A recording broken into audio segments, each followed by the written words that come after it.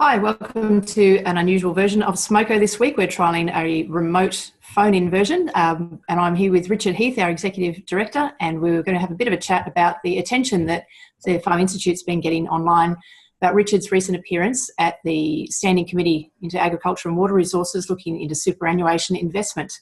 So Richard, how was your appearance in Parliament House? It was really interesting, Katie. Yeah, it was a great thing to be involved with. So the Standing Committee's been investigating superannuation fund investment in agriculture since the beginning of the year.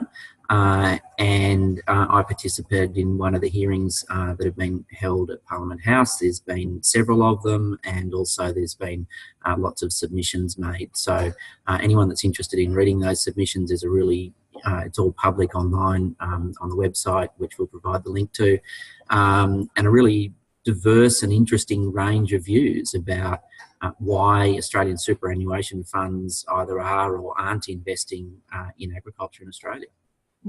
Now, you had a particular view on why that's so. Do you want to tell us a bit more about that? The diversity of views that are in the written submissions, I think, are quite illustrative and go towards my view that there's just not a universally understood culture about investing in agriculture with the financial sector and superannuation funds in particular in Australia compared to some other countries. And that's sort of, I guess, the really interesting comparison when you look at some of the North American pension funds that are investing very heavily in Australian agriculture now. I would say that there's just a bit more of a general cultural understanding and appreciation of investing in agriculture in those countries compared to here.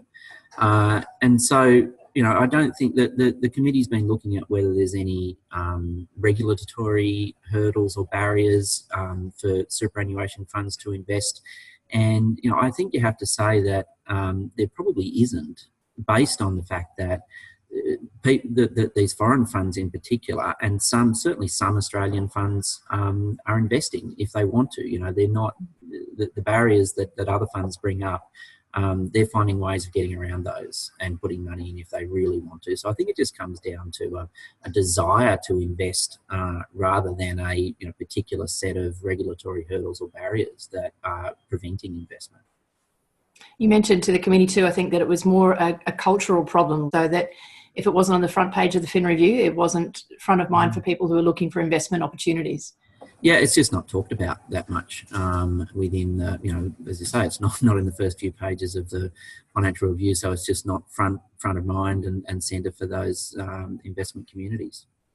Is there any sort of danger that the current reporting on drought has scared people away from investing in agriculture? It absolutely does, because there is that sort of short-term focus on investment returns with a lot of the Australian funds.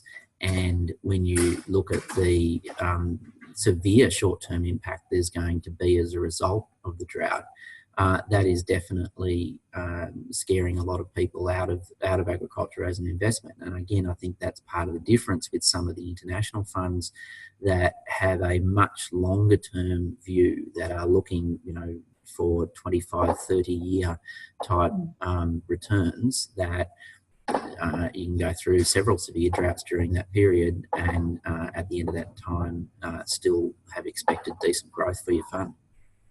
Thanks for joining us on this week's Smoko, and we'll catch you next time round. Okay, thanks, Katie. Bye. Are you recording now? Yes, I've been recording since we started. Awesome.